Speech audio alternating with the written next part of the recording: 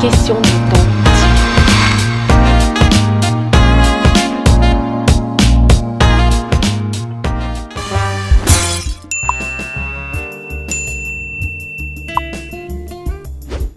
Mesdames et messieurs, bonsoir, bienvenue dans cette nouvelle édition d'analyse et décryptage du net. C'est bien sûr sur question de temps, télévision.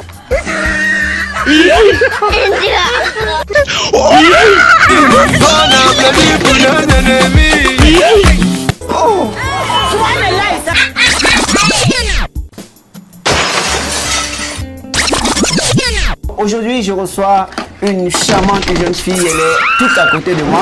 C'est sûr que vous avez déjà commencé à chercher, hein? Vous voulez déjà savoir qui c'est.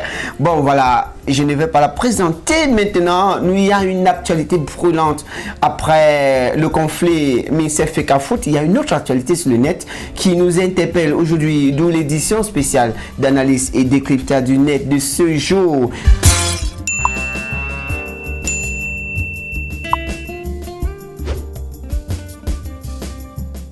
Une édition qui se veut chaude quand même, hein. Christine, voilà, son nom c'est Christine, hein. Christine, tu salue un peu le public. Bonsoir, bonsoir le public, bonsoir tout le monde. D'accord, vous recevez dans la maison Christine sur tous les réseaux sociaux, sur toutes nos pages sociales, ouais. Sur TikTok, sur Instagram, sur Facebook. Voilà, Christine, c'est un replay cette édition d'analyse et décryptage du net. Donc, vous n'êtes pas encore abonné, n'oubliez pas de vous abonner, de liker, de partager parce que vous êtes au bon endroit. Aujourd'hui, on va donc parler d'un fait, Christine. Est-ce que tu peux informer nos téléspectateurs? Nous parlons, vous avez regardé, vous avez visité le net, vous avez parcouru toutes les nouvelles chaudes d'Internet et aujourd'hui ce matin, vous voulez que nous parlions d'un fait qui domine sur la toile depuis quelques heures. Oui, justement. Quelle est l'actualité brûlante? Christine, ne sois pas timide s'il te plaît. Oui. On te regarde à la maison. Alors, oui, j'aimerais... Tu voudrais en faire un coucou à quelqu'un là? Un coucou à Ariane, un coucou à Paulette. Bonsoir les filles. D'accord, ok. N'est-ce pas, j'aimerais que nous parlons un peu du cas de décès, n'est-ce pas, de la femme du pasteur Marcelo, le pasteur congolais que nous tous nous connaissons, connu. Le pasteur Marcelo Tunazi, un pasteur très réputé, connu, oui, très réputé, un très Congolais, connu, oui, justement, il a perdu partout son en épouse. Afrique et même dans le monde entier qui a perdu son épouse, qui est endeuillée en ce moment. Voilà, justement. Ouais. Alors, quelle est l'actualité brûlante? Quel est le fait majeur de cette actualité? C'est vrai que quand un homme de Dieu, un pasteur de cette crame-là perd son épouse, quand même, c'est un fait. Oui. Pourquoi un pasteur? Comment un pasteur peut perdre son épouse? Est-ce possible? Oui, c'est normal, j'ai failli dire. Oui, c'est normal, c'est normal. C'est normal qu'un pasteur, n'est-ce pas, arrive à perdre son épouse sa moitié. Parce que déjà, il faut que nous comprenions aussi que c'est un serviteur de Dieu, c'est un serviteur de l'Éternel. Et puis, un serviteur de l'Éternel, un serviteur de Dieu peut être à un moment donné éprouvé, voilà. Ça dépend de la façon dont le Seigneur voudrait qu'il soit éprouvé. Je ne sais pas. Que ce soit, en fait, il peut arriver qu'il perde sa maman, il peut arriver qu'il perde son papa, il peut arriver qu'il perde un de ses enfants. Il peut arriver qu'il perde son épouse, comme aujourd'hui le pasteur Marcelo, oui. Maman Blanche, voilà. qui était sa moitié. Alors, sans t'interrompre, pardon, j'y arrive. Nous allons d'abord regarder les images qui passent justement. Vous avez sélectionné pour nous un morceau choisi de quelques images de cette animation qui a eu lieu il y a quelques jours de cela déjà. Voilà, à l'écran, les images qui défilent à l'instant. Voilà, vous voyez comment le cercueil est transporté. Le pasteur Marcelo Tunazi est tout juste à côté. Oui. Et il est éploré, il est triste, elle est attristé. Très éprouvé. Vous pensez que c'est un fouet de Dieu, par exemple? Oui, je dirais que si. Quel est le message que Dieu peut donner par là? Je suis bien d'accord avec vous, hein, qu'un homme, c'est d'abord un homme, un pasteur, bien sûr, mais il est d'abord un être humain, donc il peut être victime également. En fait, on dit c'est Dieu qui donne, c'est Dieu qui reprend. Oui, justement.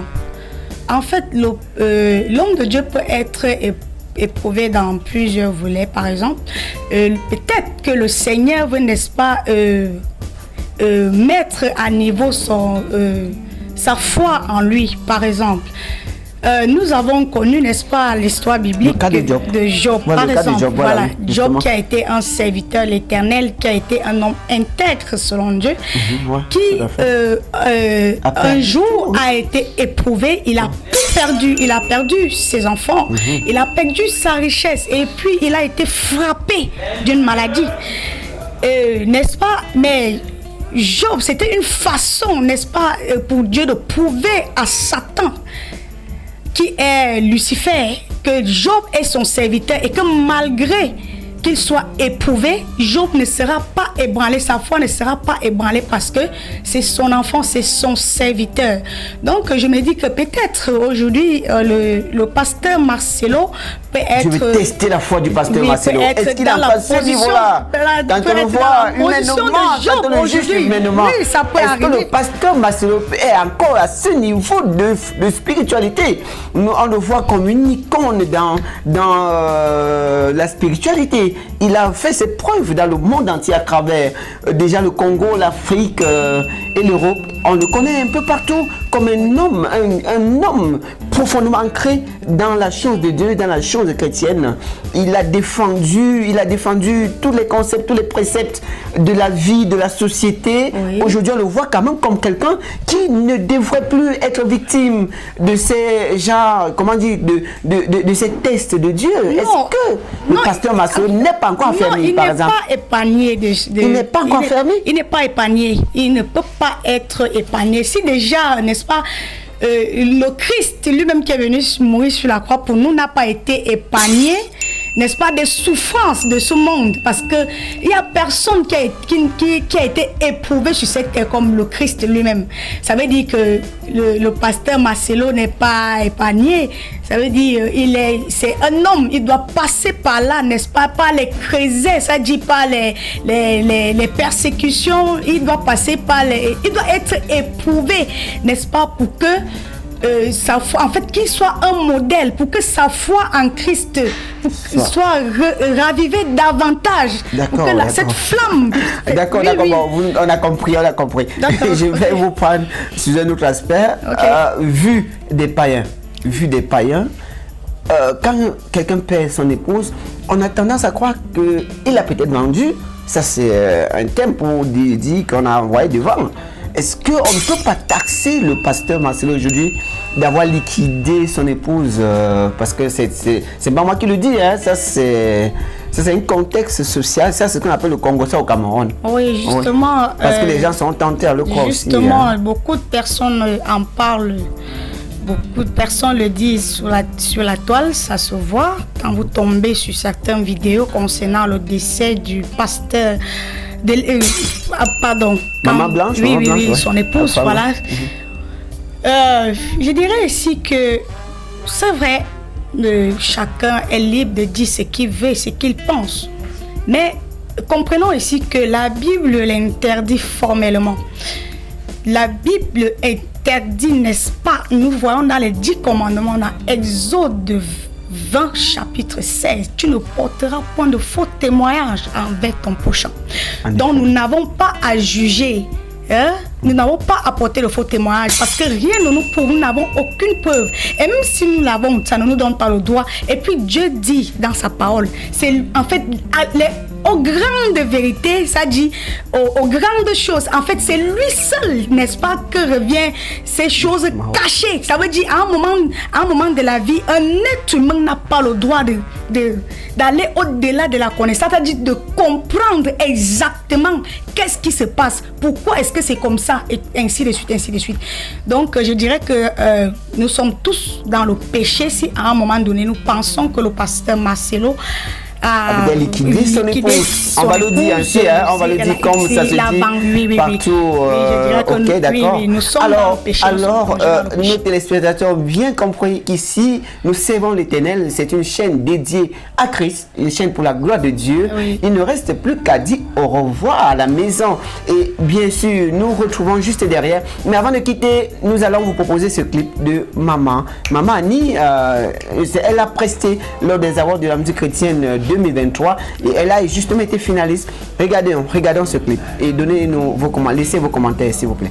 Chers téléspectateurs, de rester toujours câblés scotchés au programme de questions de temps télévision, votre jeune télévision qui monte en puissance. Nous sommes en direct de l'hôtel de ville de Yaoundé. Aujourd'hui, nous partons donc à la rencontre de ce premier couple de DJ au Cameroun. C'est phénoménal, c'est monumental. Alors, c'est une spécialité question de temps de télévision.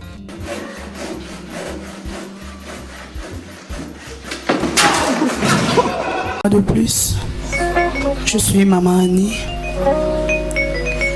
Je suis de la Trace Divine Parole.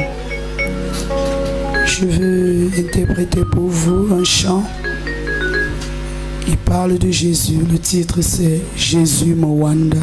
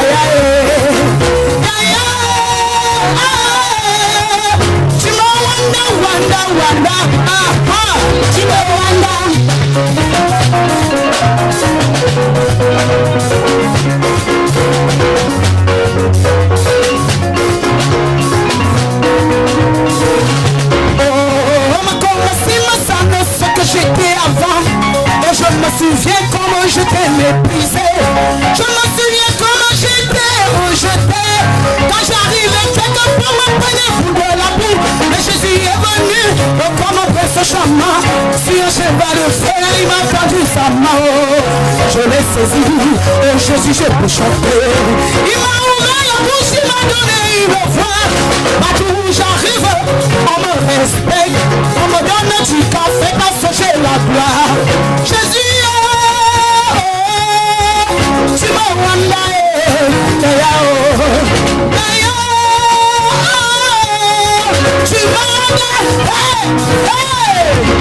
tu m'as wanda, pas fini de me dépasser.